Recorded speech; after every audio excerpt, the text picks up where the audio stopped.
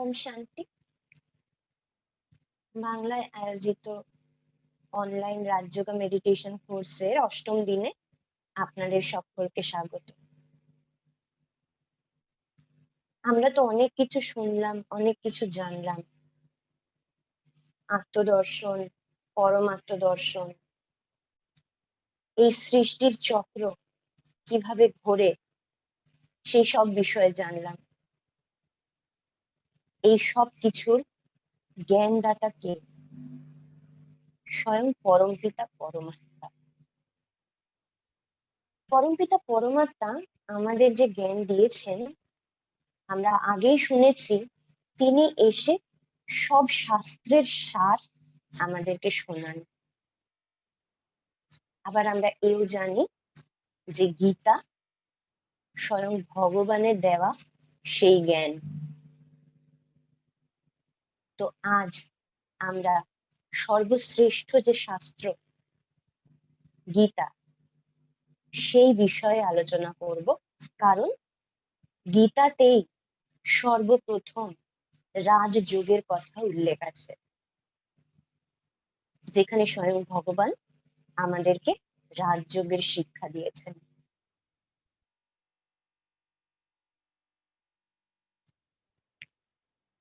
শ্রীমৎ ভগবত গীতা কথায় বলে শ্রীমৎ মানে যিনি সর্বশ্রেষ্ঠ, তার যে শ্রেষ্ঠ মত তা হলো শ্রীমৎ। সেই শ্রীমৎ আমাদেরকে মেনে চলার জন্য এবং জীবনে ধারণ করার জন্য ঈশ্বর আমাদের প্রেরণা দিয়েছেন। গীতাকে বলা হয় সর্বশাস্ত্রময় শিরোমণি।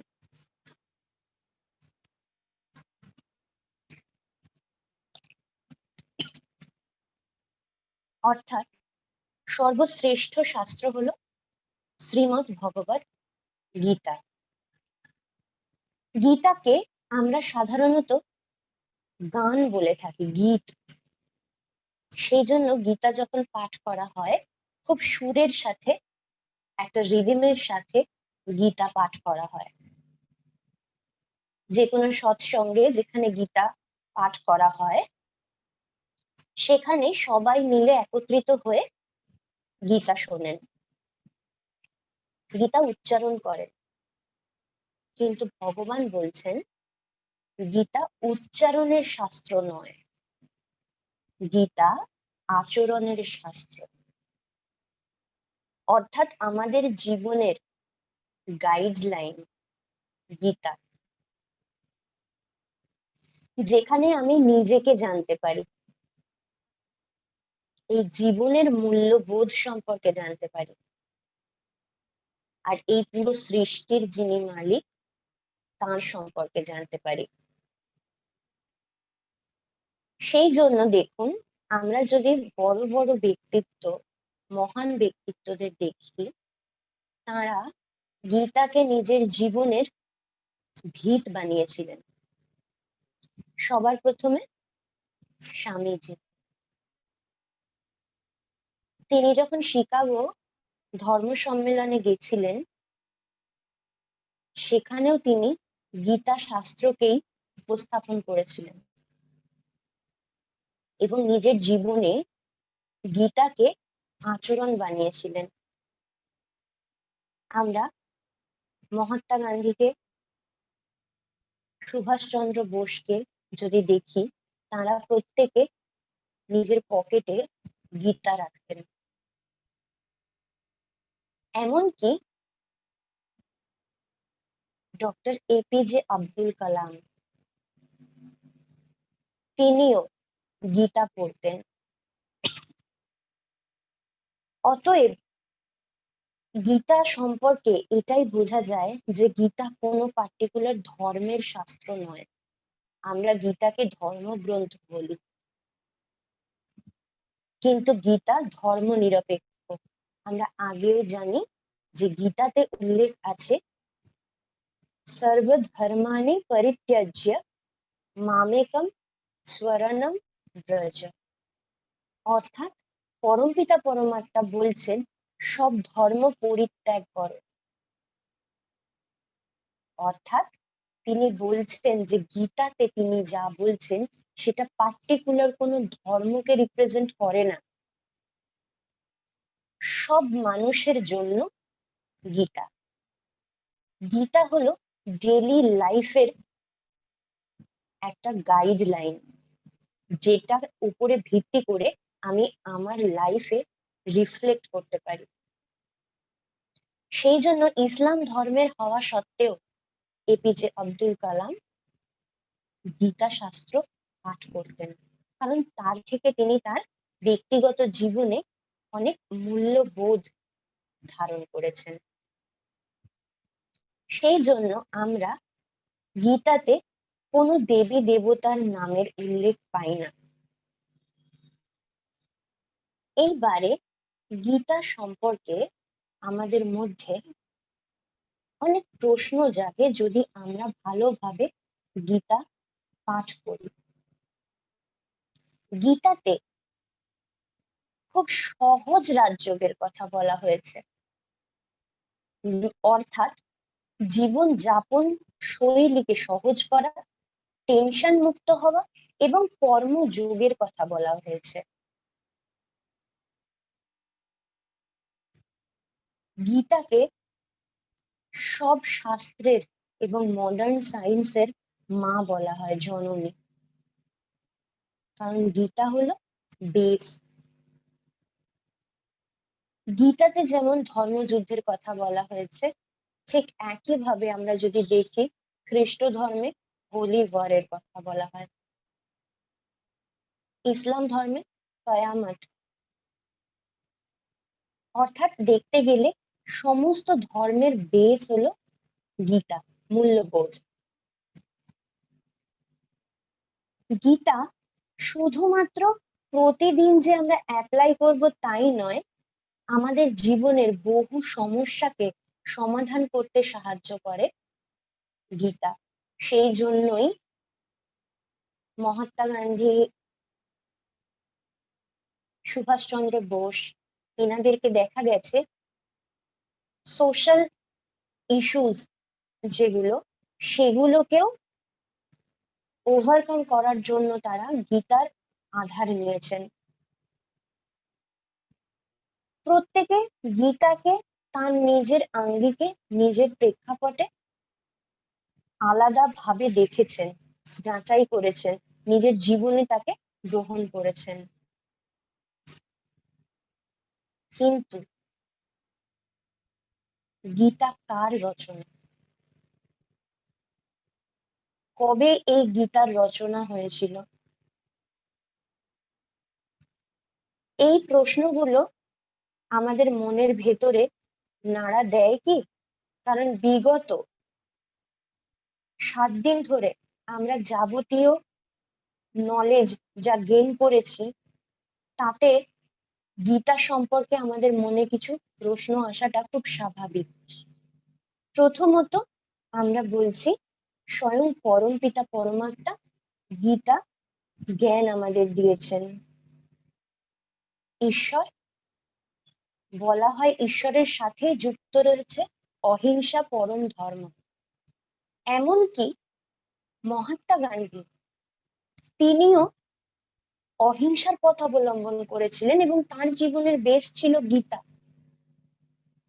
অথচ গীতাতে আমরা শুনি যে স্বয়ং ভগবান, নাকি ভগবান বলা ঠিক হবে না, আমরা জানি শ্রীকৃষ্ণ অর্জুনকে বলছেন তুমি যুদ্ধ করো। আমরা শ্রীকৃষ্ণকে ভগবান বলে জেনে এসেছি। কিন্তু যদি তিনি ভগবান হন, তাহলে তিনি যুদ্ধের উৎসাহ দেবেন? আমরা এই কলিযুগের মাটিতে দাঁড়িয়েও আমাদের সন্তানদেরকে কখনো যুদ্ধের জন্য প্রেরণা দিই না, বরং যুদ্ধ, তর্ক, অশান্তি এগুলো থামাবার চেষ্টা করি। কিন্তু তিনি যুদ্ধের প্রেরণা দিলেন কি করে? এটা বড় একটা কোয়েশ্চেন মার্ক। তো উত্তরে আসা যাক, তাহলে ধর্মক্ষেত্র কি?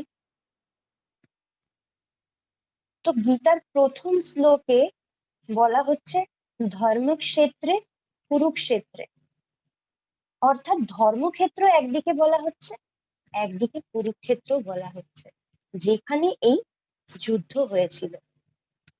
যদি স্বাভাবিকভাবে দেখি তা আমরা জানি যে কোথায় যুদ্ধ হয়েছিল মহাভারতের? কুরুক্ষেত্র। কুরুক্ষেত্র কোথায়? কুরুক্ষেত্র হলো হরিয়ানার একটা অঞ্চল। সেই জায়গায় এখনো মানুষ পর্যটন করতে যান। আমরা এও শুনেছি যে 18 অক্ষৌহিণী সেনা নিয়ে যুদ্ধ হয়েছিল মহাভারতের। কিন্তু কুরুক্ষেত্র যদি আমরা দেখি, ওই জায়গায় 18 অক্ষৌহিণী সেনা দাঁড়াবার তো জায়গাই নেই। কারণ 18 অক্ষৌহিণী ইজ ইকুয়াল টু, এক অক্ষৌহিণী হলো অ্যাপ্রক্স 50 লাখ। তো 18 অক্ষৌহিণী মানে 9 কোটি জনসংখ্যা। শুধুমাত্র কুরুক্ষেত্রের ওইটুকু অঞ্চলে দাঁড়াবারই সময় নেই, মানে দাঁড়াবারই জায়গা নেই। সে ছাড়াও তো আরো তাদের বসবাসের জন্য টেন্ট, হাতি ঘোড়া সমস্ত কিছুরও স্থান দেওয়ার দরকার। তাহলে কুরুক্ষেত্র কোনটা? একই জায়গাকে ধর্মক্ষেত্রও বলা হচ্ছে, আবার কুরুক্ষেত্রও বলা হচ্ছে, কেন? আসলে দেখতে গেলে আজকে কোনো না কোনো ভাবে আমাদের মনটা কুরুক্ষেত্রে দাঁড়িয়েছে, যেখানে সব সময় অন্তর্দ্বন্দ্ব চলছে, ডিসিশন নিতে পারছি না, ভালো আর মন্দের মধ্যে সবসময় লড়াই চলছে, নিজের মূল্যবোধ কখনো নিজেকে নাড়া দিচ্ছে, আবার পর মুহূর্তে সেই মূল্যবোধকে চাপা দিয়ে আমি আমার স্বার্থ সিদ্ধি করছি। অর্থাৎ যেটা ধর্মক্ষেত্র ছিল, মানে যেখানে আমার মন প্রপার ডিসিশন নিত, পজিটিভ ওয়েতে ডিসিশন নিত, আমাকে পাপ কার্যে রত হতে বিরত করত, সেই ধর্মক্ষেত্র আজ কুরুক্ষেত্র হয়ে গেছে।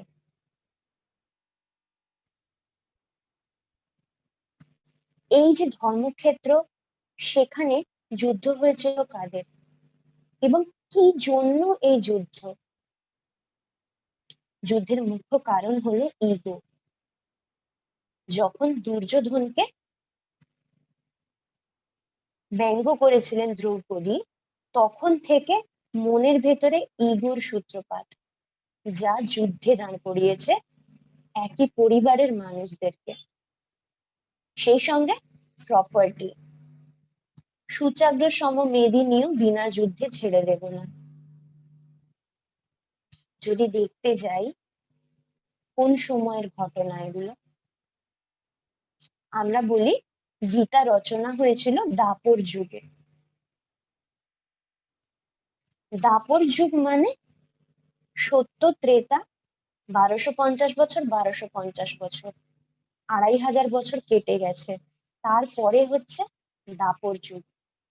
মানে সেখানে মানুষের ব্যাটারি কত অব্দি ডিসচার্জ না, প্রথমে সত্য যুগে 75% অব্দি, তারপরে ত্রেতা যুগে আরো কমে একদম ত্রেতার শেষে 50% ব্যাটারি চার্জ সকলে। অর্থাৎ 50% তখনও ব্যাটারি চার্জ। সেখানে বসবাসকারী সব মানুষেরই ব্যাটারি সেম হওয়া উচিত, কারণ একই সাথে সকলে জার্নি কমপ্লিট করেছে। তো সেখানে কি এইরকম গৃহযুদ্ধ হওয়া সম্ভব? কারণ আমরা জানি যখন মূল্যবোধের একেবারে অধঃপতন ঘটে, তখনই এরকম ঘটনা হওয়া সম্ভব। সেই ঘটনা তো আজ আমরা দেখতে পাচ্ছি আমাদের প্রত্যেকের বাড়িতে। ভাইয়ে ভাইয়ে প্রপার্টি নিয়ে যুদ্ধ, প্রত্যেকের সাথে প্রত্যেকের সব থেকে ক্লোজ রিলেশনশিপ, মা বাবা সন্তান, হাজবেন্ড ওয়াইফ, তাদের মধ্যে ইগোর লড়াই চলছে। তাহলে কোথায় কুরুক্ষেত্র? আসলে আজকে প্রত্যেকটা ঘর মহাভারত হয়ে দাঁড়িয়েছে, প্রত্যেকের বাড়িতে সমস্যা। তাহলে যখন এই সমস্যার সময়, তখনই তো যুদ্ধ হবে যেখানে নেগেটিভের বিরুদ্ধে পজিটিভের জয়। তো এখন হলো সেই সময়, যেই সময় ধর্মের পুনঃপ্রতিষ্ঠা হচ্ছে, অর্থাৎ যেটা কুরুক্ষেত্র হয়ে গেছে সেটাকে আবার ধর্মক্ষেত্র তৈরি করতে হবে, যেটা পরমপিতা পরমাত্মার জ্ঞানের দ্বারা আমরা ধর্মক্ষেত্রকে, কুরুক্ষেত্রকে পুনরায় ধর্মক্ষেত্র বানাবো। আচ্ছা, দাপর যুগে গীতা জ্ঞান দেওয়া হয়েছিল, আমরা সবাই জানি। একটু ভেবে দেখবো, যখন যুদ্ধ চলছে, একে অপরকে মারার জন্য ব্যস্ত, ঠিক সেই মুহূর্তে দাঁড়িয়ে সব অপোনেন্টদের সামনে 18 অধ্যায় ধরে শ্রীকৃষ্ণ অর্জুনকে জ্ঞান দিলেন, আর তাদেরকে মারার জন্য কেউ কোনো প্রচেষ্টা করলো না। আমরা যে কোনো কঠিন পরিস্থিতিতে যদি আমাদেরকে কেউ সাজেশন দিতে আসে, সেক্ষেত্রে আমরা নর্মালি বলে থাকি, এখন আমার পরিস্থিতি নেই জ্ঞান শোনার মতো, আমাকে পরে জ্ঞান দিতে এসো, এখন এখান থেকে যাও। আর এত বড় যুদ্ধ পরিস্থিতির মাঝখানে 18 অধ্যায় ধরে যখন অর্জুনকে জ্ঞান দেওয়া হলো, অর্জুনের মধ্যে সেই অ্যাকসেপ্টেন্স পাওয়ার ছিল যে সে 18 অধ্যায় ধরে জ্ঞান শুনবে? আসলে আমাদের প্রতিদিনের জীবনযাত্রায় পরমপিতা পরমাত্মা তার জ্ঞানকে এনকর্পোরেট করতে বলেন। আমাদের এই জীবন যাত্রাটাকে আমরা কথায় বলি না, জীবন যুদ্ধ, যাত্রাটা যুদ্ধে দাঁড়িয়েছে এখন। সেই যুদ্ধস্থলে দাঁড়িয়ে আমরা গীতা জ্ঞান লাভ করছি, অর্থাৎ পরমপিতা পরমাত্মার জ্ঞান আমরা আহরণ করছি, নিজের জীবনে অ্যাপ্লাই করছি। যদি তর্কের খাতিরে ধরেও নি যে দাপর যুগে শ্রীকৃষ্ণ অর্জুনকে গীতা জ্ঞান দিয়েছিলেন, তাহলে তিনি বলেছিলেন গীতাতে, ধর্মের যখন অতিগ্লানি হবে তখন আমি এসে সব ধর্মের বিনাশ ও এক ধর্মের স্থাপনা করব। 18 অধ্যায় ধরে গীতা জ্ঞান লাভের পর, মূল্যবোধ বেড়ে যাওয়ার পর এবং যুদ্ধে পাণ্ডব জয়ী হলো, ধর্মের জয় হলো, অধর্মের পরাজয় হলো, তাহলে তারপরে কলিযুগ আসার কথা নয়, ডিরেক্ট সত্য যুগ এসে যাওয়ার কথা, কারণ অধর্মের বিনাশ হয়েছে। ইভেন খুব ছোট্ট এক্সাম্পল, আজ বিগত 7 দিন ধরে আমরা যে এই চর্চা করছি, একটু হলেও আমাদের মধ্যে কিন্তু এই 7 দিনে পজিটিভ চেঞ্জেস এসেছে। আগের বারে আমরা 7 দিন আগে যেরকম ছিলাম, তার থেকে একটু হলেও আমাদের আপব্রিঙ্গিং হয়েছে, আপলিফটমেন্ট হয়েছে। সেক্ষেত্রে স্বয়ং ঈশ্বর প্রদত্ত 18 অধ্যায়ের জ্ঞান লাভ করার পরেও দাপরের পর কলিযুগ কি করে আসে, এটা ভেবে দেখার বিষয়। বলা হয় পুরো গীতাতে, যেমন বলা হয় ধৃতরাষ্ট্র উবাচ, সেই সঙ্গে বলা হয় সঞ্জয় উবাচ,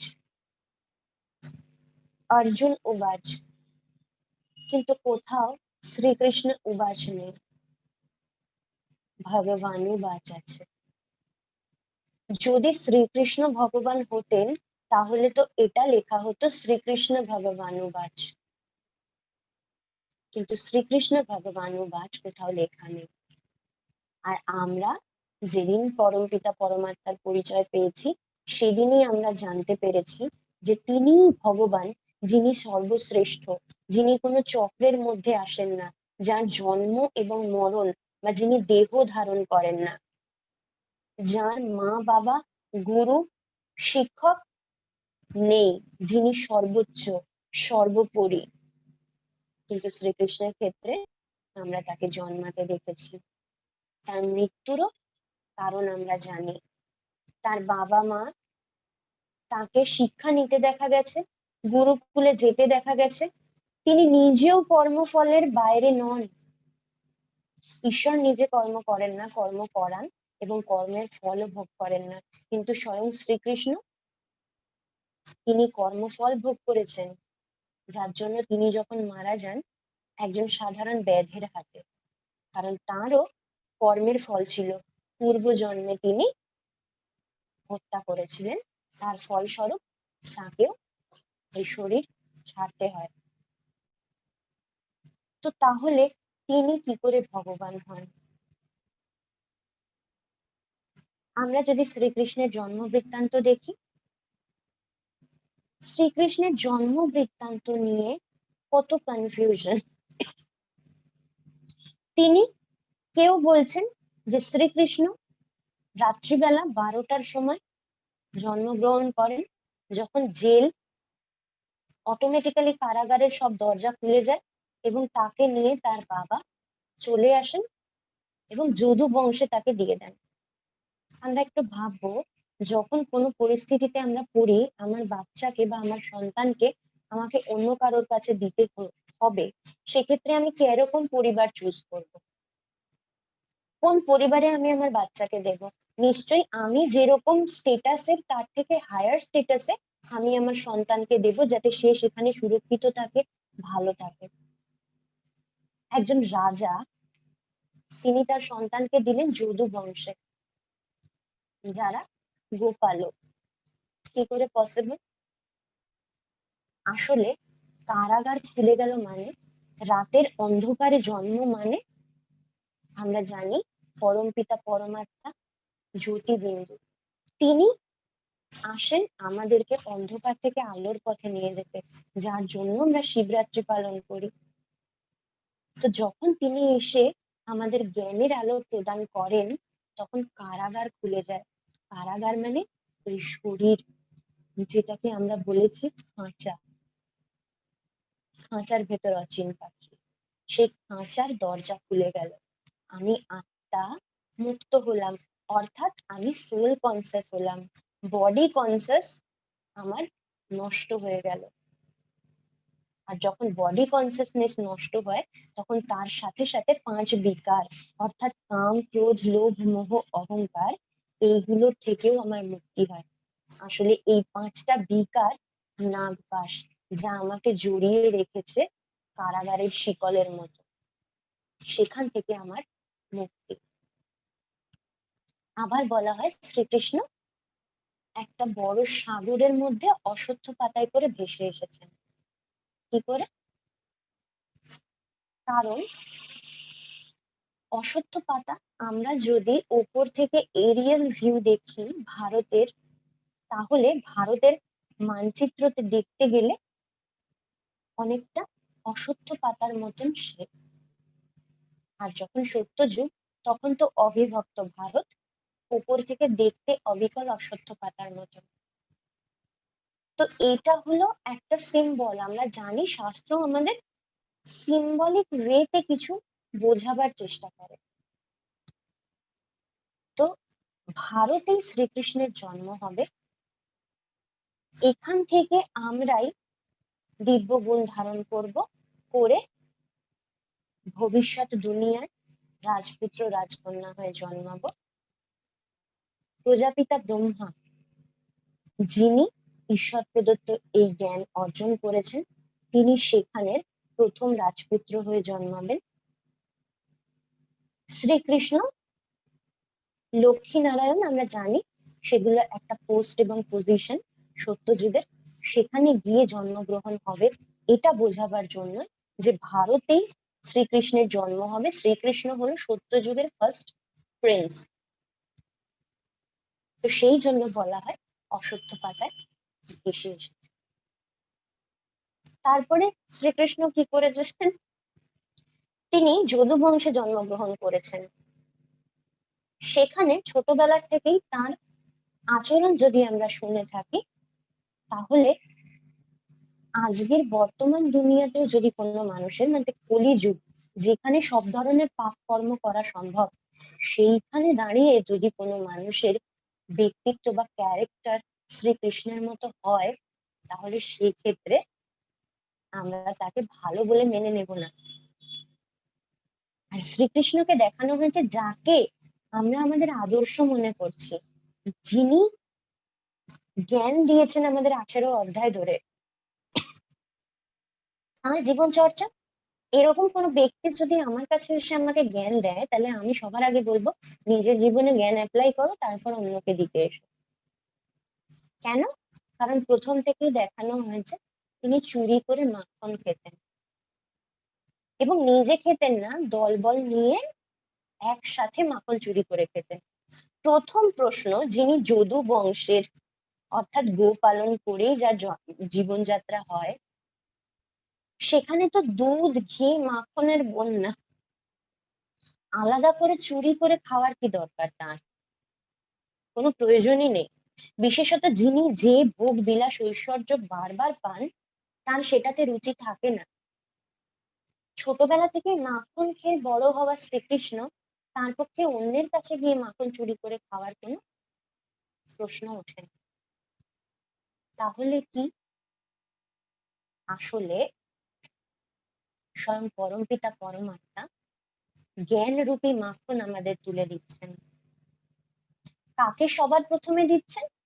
প্রজাপিতা ব্রহ্মাকে, অর্থাৎ ব্রহ্মা বাবা, তাকে এই মাখন দিচ্ছেন সবার প্রথমে। তিনি সেই মাখনের স্বাদ গ্রহণ করছেন, সঙ্গে তার আরো সাগরেদ, অর্থাৎ যারা আমরা ব্রহ্মা কুমার ব্রহ্মা কুমারী তার সন্তান, তাদের মধ্যে সেই জ্ঞানের মাখন ভাগ করে দিচ্ছেন। চুরি বলা হচ্ছে কেন? কারণ আমরা জানি চুরি গোপনে করা হয়। আর আজকে দেখুন আমরা যা কিছু করছি সবটাই গুপ্ত। অর্থাৎ আমরা এই কয়েকজন আত্মা এখানে বসে পরমপিতা পরমাত্মার এত গুহ্য রহস্যপূর্ণ জ্ঞান আহরণ করছি। পুরো বিশ্বে এই সময় কত ধরনের কার্য চলছে, কেউ টেরটিও পাচ্ছে না যে আমরা এখানে বসে স্বয়ং ঈশ্বরের পরিচয় লাভ করছি, তার সাথে যুক্ত হচ্ছি। তো সেই গোপনত্ব বোঝাতে চুরির উদাহরণ দেওয়া হয়েছে। তারপর বলা হয় শ্রীকৃষ্ণ গোপীদের বস্ত্র হরণ করতেন। একজন আইডল, যিনি আমাদের অনুপ্রেরণা দিচ্ছেন, তার এই ধরনের কাজ করা শোভা পায়? তাহলে বস্ত্র হরণ কি? বস্ত্র তিনি কখন হরণ করতেন? যখন গোপ গোপী নদীতে স্নান করত। তো ঠিক একই ভাবে পরমপিতা পরমাত্মা হলেন জ্ঞানের সাগর, সেই সাগরে আমরা ডুব দিচ্ছি। যখন ডুব দিচ্ছি তখন আমাদের বস্ত্র হরণ হচ্ছে, অর্থাৎ আমরা বডি কনসাসনেস এর থেকে বাইরে বেরোচ্ছি, নিজেকে সোল কনসাস রূপে বুঝতে পারছি। আর কার মাধ্যমে এটা হচ্ছে? না শ্রীকৃষ্ণ করছেন। অর্থাৎ এই জ্ঞান সাগরে আমরা যখন যাচ্ছি, প্রথম মাধ্যম হলেন প্রজাপিতা ব্রহ্মা, তার মাধ্যমে আমাদেরকে এই জ্ঞান লাভ করার সুযোগ আমরা পাচ্ছি তার মাধ্যমে। তো সেক্ষেত্রে আমাদের বস্ত্র হরণ হচ্ছে। বলা হচ্ছে শ্রীকৃষ্ণের 16,108 জন রানী, যাদেরকে নিয়ে তিনি পালিয়ে গেছিলেন। আসলে 16,108 কি করে? কারণ 16,108 আমরা যদি খুব মাইনুটলি খেয়াল করে দেখি, প্রথম সত্যযুগের জনসংখ্যা ছিল 9 লাখ। তার মধ্যে 16,108 জন সেই ব্যক্তিত্ব যারা রাজ পরিবারের ডিরেক্ট কৃষ্ণের সাথে রিলেটেড, এবং যারা এই সঙ্গম যুগে পরমাত্মার জ্ঞান নিজের জীবনে সম্পূর্ণরূপে ধারণ করে পাস উইথ অনার হয়েছে। অর্থাৎ যারা ফুল মার্কস নিয়ে পাশ করেছেন, নিজের জীবনে সম্পূর্ণ দিব্যগুণ ধারণ করেছেন, তারা সত্যযুগে গিয়ে সেই 16,108 জন ব্যক্তি, এই 16,108-এর মালা হয়, যেটাকে বলা হয় বৈজয়ন্তী মালা। যে মালা অনেকে ফেরেন, মানে মালা জপ করার সময় 108-এর মালা জপ করেন, 16,108-এর মালা জপ করেন। সেই মালা জপ করার একদম শেষে একটা ফুল থাকে, যে ফুলটা ধরে তারা বুঝতে পারেন যে আমার একটা সার্কেল কমপ্লিট হলো জপ করার। আসলে এই বৈজয়ন্তী মালা হচ্ছে এরই প্রতীক।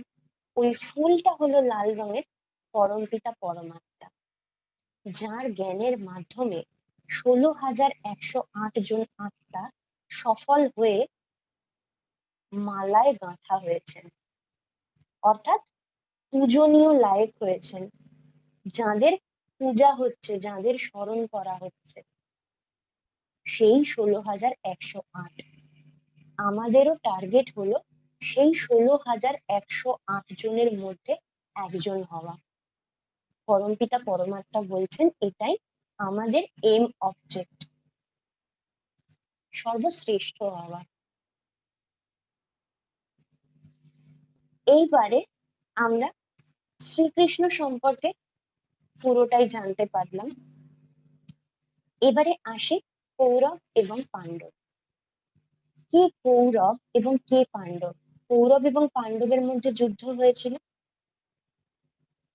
100 জন কৌরব, মাত্র 5 জন পাণ্ডব।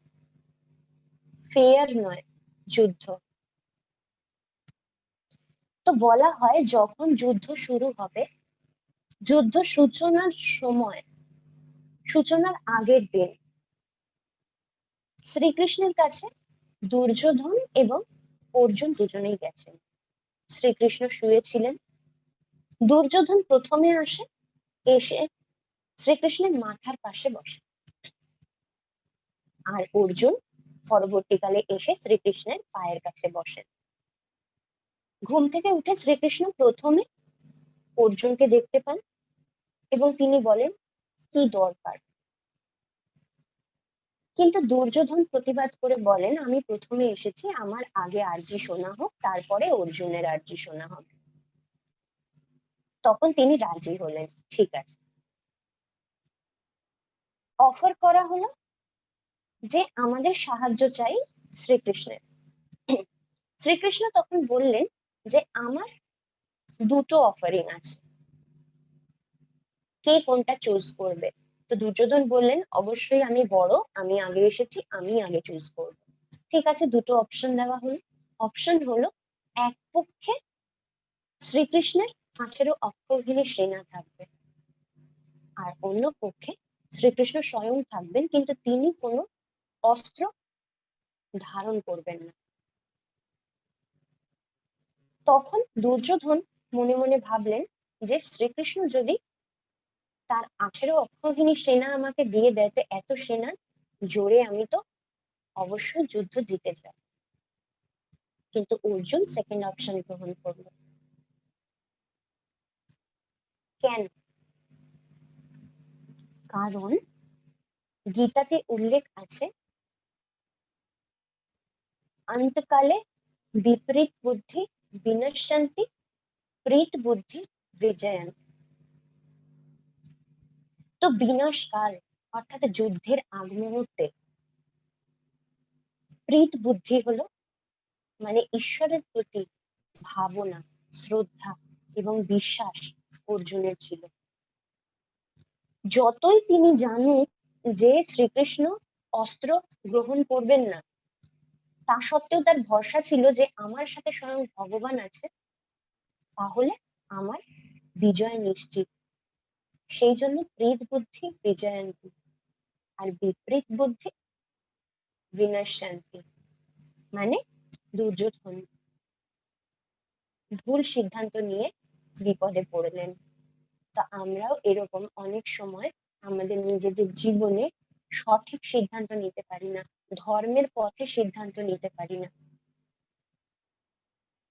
এই পাণ্ডব এবং কৌরবের যে রেশিও, একদল 100 জন আর একদল 5 জন, এর আসল অর্থ হলো এই পুরো বিশ্বের মধ্যে মাত্র 5% মানুষ আছেন যিনি প্রকৃত পক্ষে ঈশ্বরকে চেনেন, জানেন এবং তাকে ভরসা করে নিজের জীবনের দায়িত্ব দিয়ে দিয়েছেন এবং ঈশ্বরের মতে চলছেন।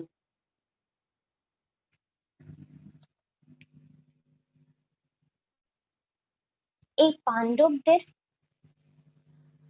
5 জন হলেন পঞ্চপাণ্ডব। তাদের কথা বলার আগে একটু জেনে নি কৌরবদের ব্যাপারে।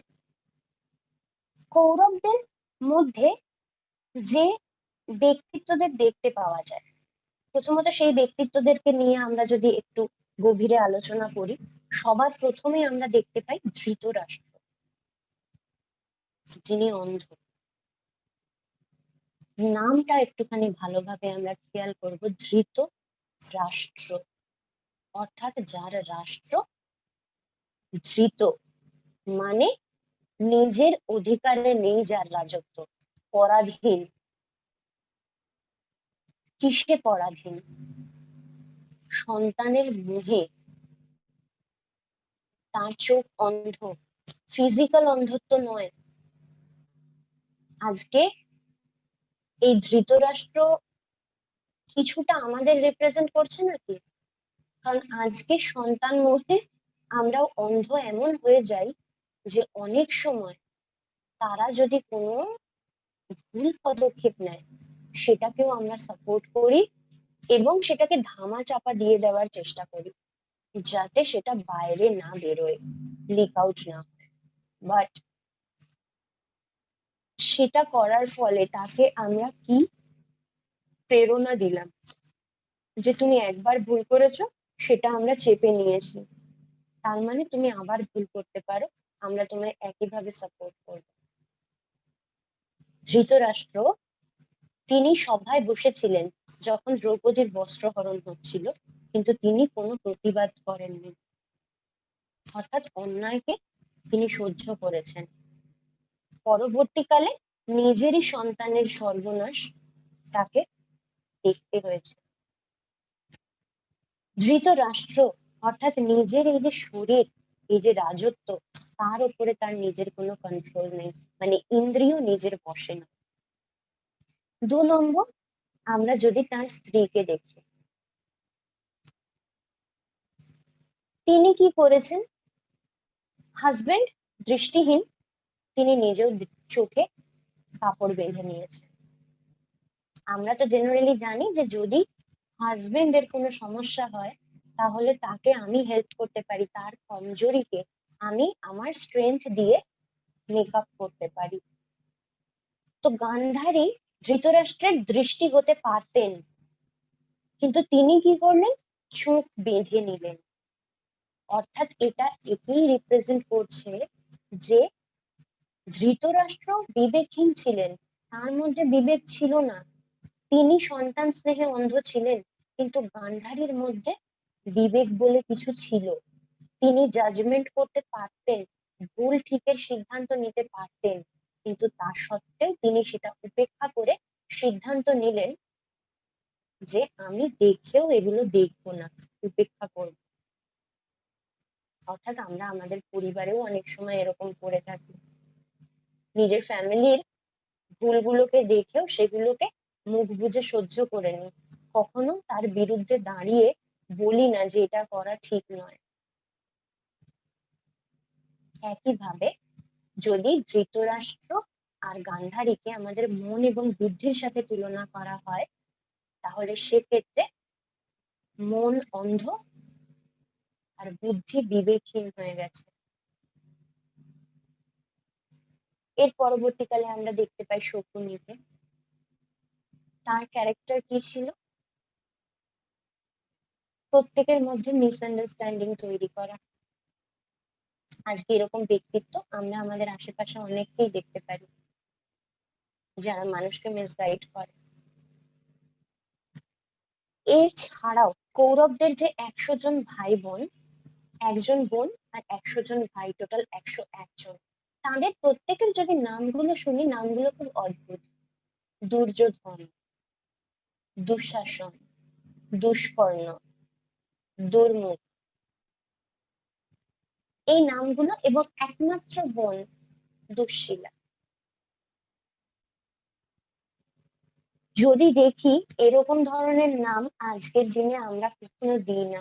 আমরা আমাদের সন্তানের কত সুন্দর নাম দিই, আর নামের প্রত্যেকটা নামের মানে থাকে, মিনিংলেস নামকরণ আমরা করি না। এখানে যে নামগুলো সেই প্রত্যেকটা নাম দ দিয়ে আগে শুরু হচ্ছে। যদি আমরা ভালোভাবে খুঁটিয়ে দেখি, এগুলো হলো এক একটা প্রতীক। দুর্যোধন অর্থাৎ যে ধনের দুরুপয়োগ করে, মানে মিসইউজ করে, ধনের অর্থাৎ পাওয়ার, পোস্ট, পজিশনের যারা মিসইউজ করে। আজকের দিনে আমরা সেটার এক্সাম্পল দেখতে পাচ্ছি। দুঃশাসন, যে শাসনকে ম্যানিপুলেট করে, সেটাও আমরা দেখতে পাচ্ছি কিভাবে প্রশাসনের মধ্যে করাপশন রয়েছে। দুষ্কর্ণ, দুর্মুখ, এগুলো হলো আমাদের ইন্দ্রিয়কে বোঝাচ্ছে যে আজকে আমাদের ইন্দ্রিয় দ্বারা আমরা কোনো ভালো কাজ করি না, যা কিছু করি সমস্ত দুষ্কর্ম। আর একমাত্র বোন, একমাত্র মেয়ে, তার নাম কি? দুশ্শীলা। শীল কথার অর্থ হলো চরিত্র। দুশ্শীলা অর্থাৎ চরিত্রহীন। কোনো মা বাবা তার সন্তানের এরকম নামকরণ করবেন? আসলে প্রতীকী নামকরণ। আমরা কিভাবে বিবেকহীন, চরিত্রহীন হয়ে পড়ছি, সেই প্রতীক বোঝাতে এই 100 জনের নামকরণ।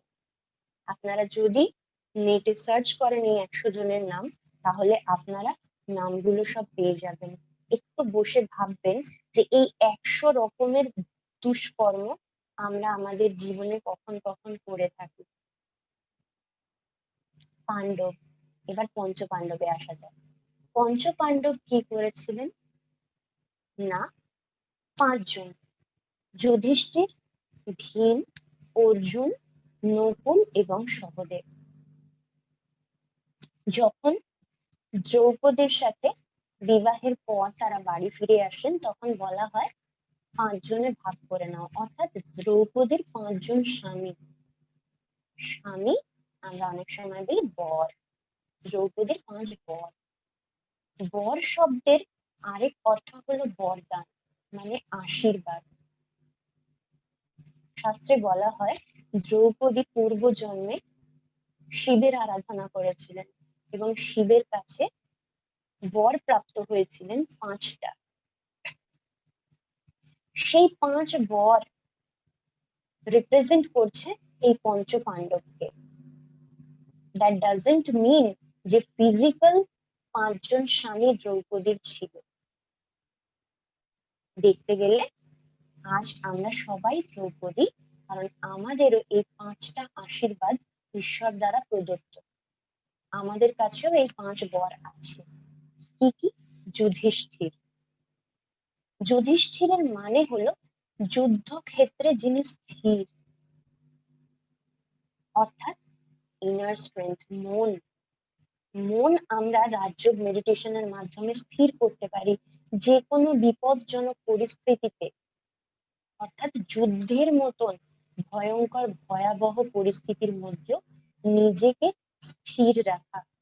কারণ আমি যদি সেই সময় ইম্পালসিভ হয়ে পড়ি, তাহলে সেটা ওভারকাম করা আমার পক্ষে পসিবল না। কিন্তু আমি যদি কোনো বিপদে স্থির থাকি, সেক্ষেত্রে আমার ক্লিয়ারলি সলিউশন বার করা খুব ইজি হয়। তো ঈশ্বর প্রদত্ত এই বর আমাদের কাছে আছে। যুধিষ্ঠির। ভীম, ভীম হলো শক্তিশালী। কিসের শক্তি? না, শরীরের নয়। আমরা শক্তি বলতে সবসময় বাহুবল ভাবি, কিন্তু বাহুবল নয়, মনোবল, অর্থাৎ মনের শক্তিকে বাড়ায় ভীমের সমান। কিন্তু ভীম এই শক্তি কোথা থেকে পেয়েছিল? ঈশ্বরের কাছে। যখন ধর্মক্ষেত্রে অর্থাৎ যুদ্ধক্ষেত্রে দুর্যোধন এবং ভীমের যুদ্ধ হচ্ছে, সেই সময় এমন একটা পরিস্থিতি এসেছিল যে সময় ভীম কোনোভাবেই দুর্যোধনকে পরাস্ত করতে পারছিল না। সেই সময় ভীম কি করলেন? না, শ্রীকৃষ্ণের দিকে তাকালেন।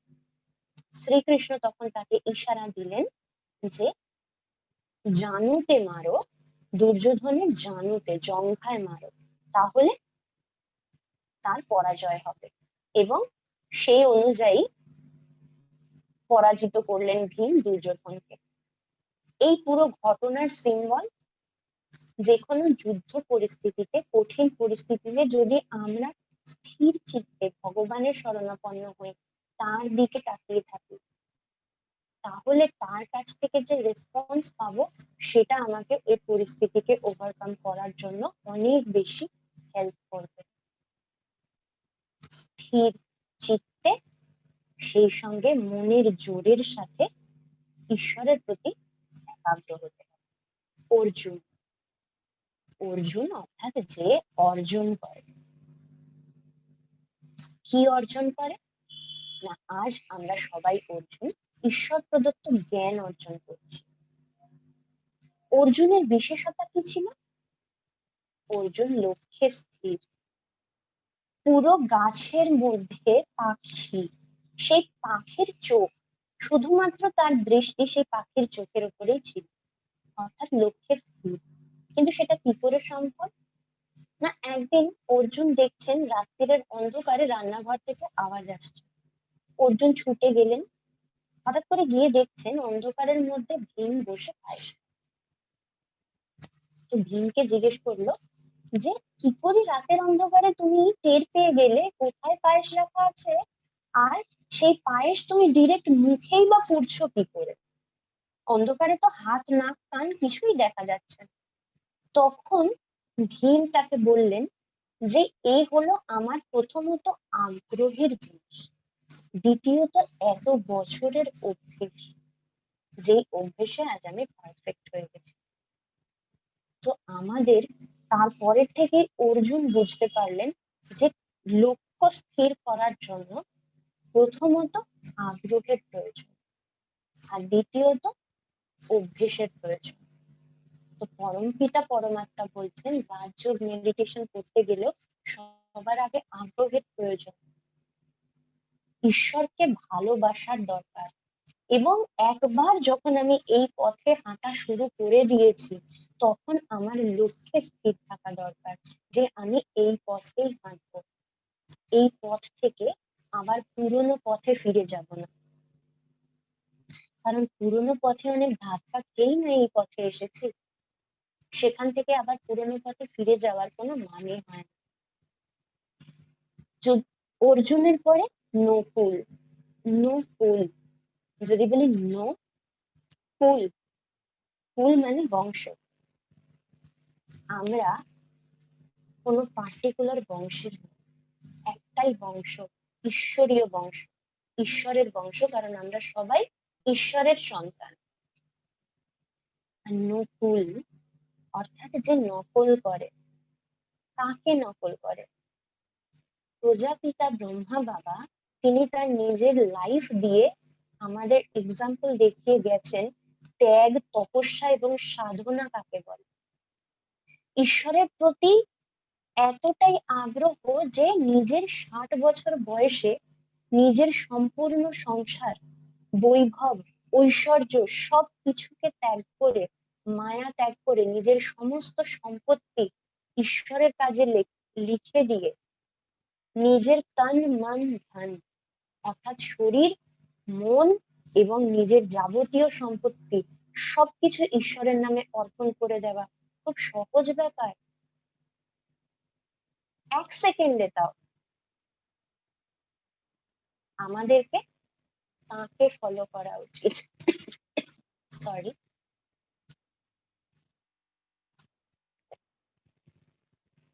সেই জন্য পরমপিতা পরমাত্মা বলছেন ফলো ফাদার। ফাদার ব্রহ্মা বাবা বলি আমরা তাকে ভালোবেসে রেসপেক্ট করি। তো তাকে ফলো করা, নকল করা, তাই আমরা সবাই নকুল। আর সহদেব যে সহযোগকারী, পরমপিতা পরমাত্মা শিব কি তৈরি করছেন? রুদ্র গীতা জ্ঞান যজ্ঞ। রুদ্র গীতা জ্ঞান যজ্ঞ অর্থাৎ এমন এক যজ্ঞ, যেই যজ্ঞ থেকে আমরা পুড়ে সোনা তৈরি হব। কারণ সোনার মধ্যে খাদ থাকলে তাকে আগুনে পোড়াতে হয় সেই খাদ বার করে দেওয়ার জন্য। আমরা আত্মাও সোনা, কিন্তু তাতে অনেক খাদ মিশে আছে, সেই খাদ সরানোর জন্য আমাদের এই যজ্ঞ রচনা করেছেন স্বয়ং পরমপিতা পরমাত্মা। যেই যজ্ঞে তিনি আহুতি চাইছেন আমাদের মনের, আমাদের যত বিকার, সেই বিকারের আহুতি তিনি চাইছেন, তাতে আমরা সোনা তৈরি হয়ে যাব। আর সোনা তৈরি হলে তবেই আমরা স্বর্গ অর্থাৎ স্বর্ণযুগে পৌঁছে যাব, সত্য যুগে পৌঁছে যাব। তো এই 5টা আশীর্বাদ পরমপিতা পরমাত্মা আমাদেরকে দিচ্ছেন। এর পরবর্তীকালে যদি দেখি, রথে যুদ্ধ, রথের উপরে বসে রয়েছেন অর্জুন এবং তার সারথি হলেন শ্রীকৃষ্ণ। আসলে কাঠের রথ, কাঠের রথের কথাই কি এখানে বলা হচ্ছে? না, কাঠের রথের বদলে পরমাত্মা বলছেন আমাদের এই শরীরও হচ্ছে রথ। প্রথম পরমপিতা পরমাত্মা যে শরীরের সাহায্য নেন, কারণ তিনিও তো জ্যোতির্বিন্দু নিরাকার, তিনি যদি কোনো বডির মিডিয়াম গ্রহণ না করেন তাহলে আমাদের সাথে কমিউনিকেট করবেন কি করে? তাই তিনি একটা শরীরের আধার গ্রহণ করেছেন, সেই শরীর হলো প্রজাপিতা ব্রহ্মা। তো পরমপিতা পরমাত্মা তিনি এসে প্রথম ব্রহ্মা বাবার রথ, সেই রথের সারথি হলেন। অর্থাৎ ওই রথের যে 5টা ঘোড়া দেখানো হয়, ওই 5টা ঘোড়া হলো 5টা ইন্দ্রিয়।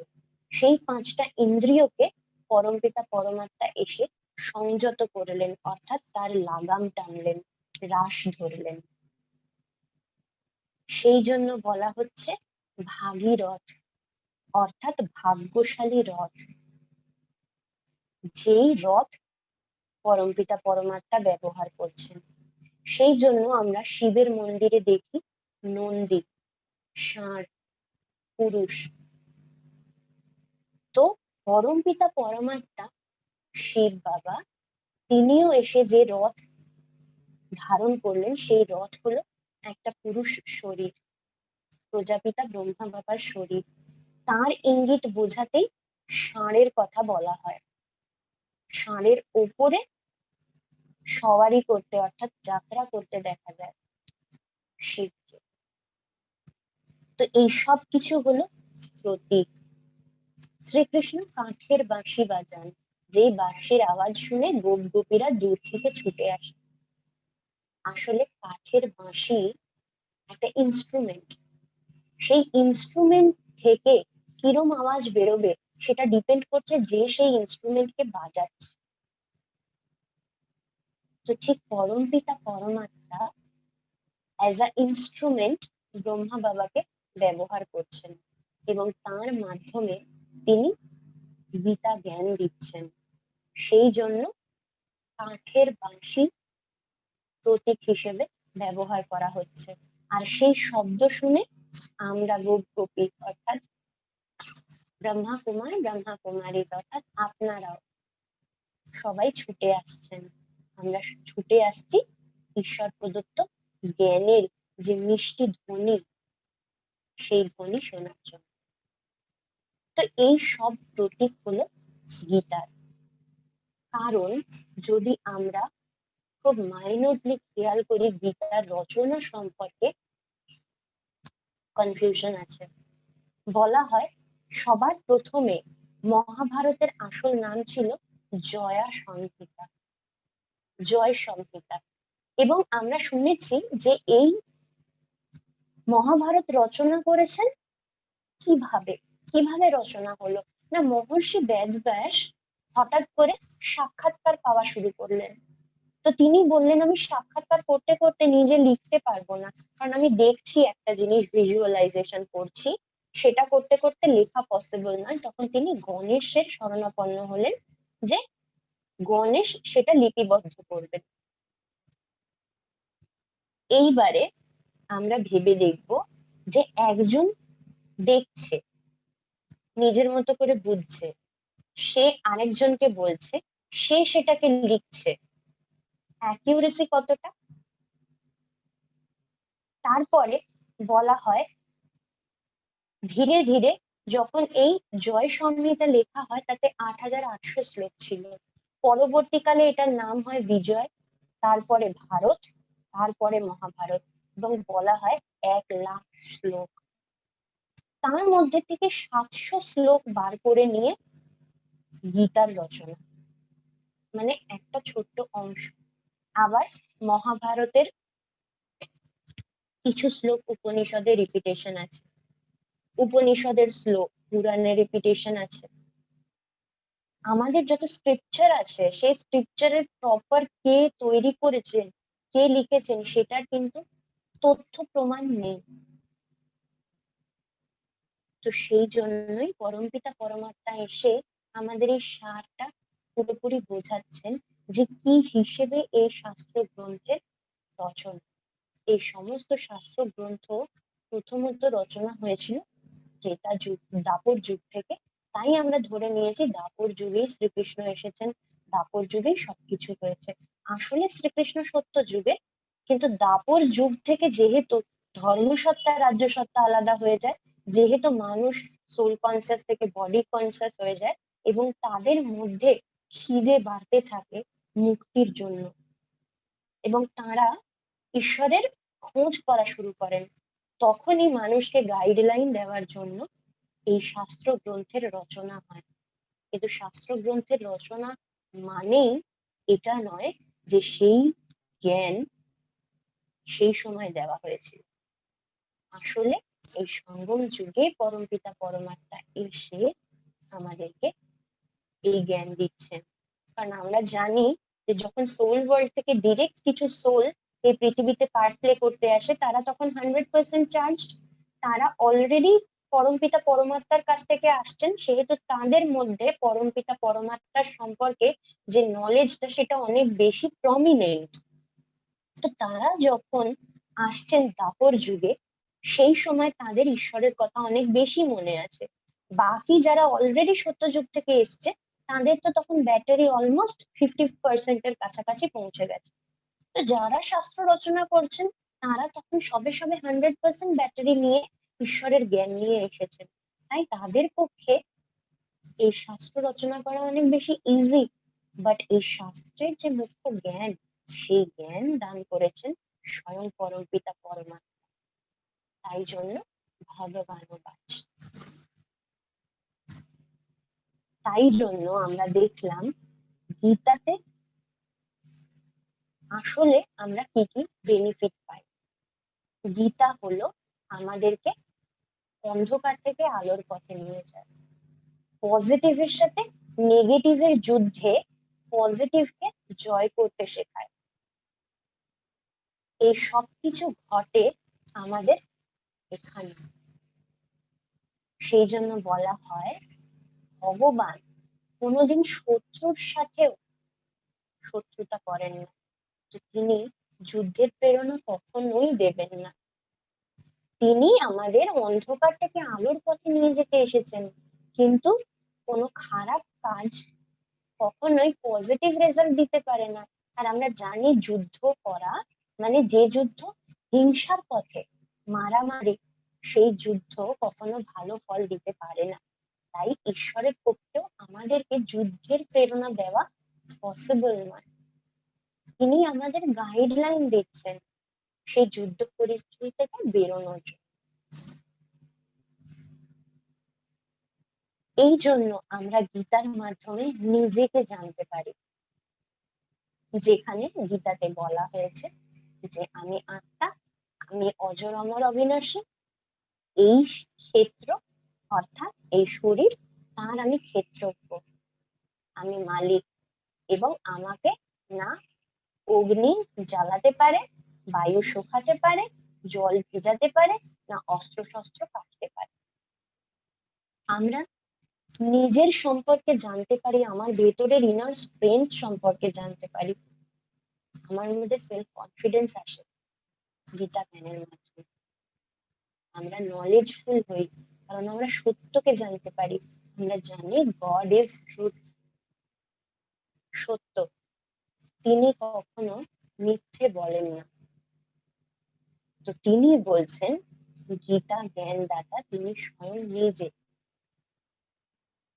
আমরা গীতার মাধ্যমে আমাদের জীবনের গোল সম্পর্কে জানতে পারি, আমাদের জীবনের উদ্দেশ্য কি হওয়া উচিত, কোন কার্য শ্রেষ্ঠ কার্য, সেই কার্যে আমাদের কি করে এগিয়ে যাওয়া উচিত, গীতা আমাদের শেখায়।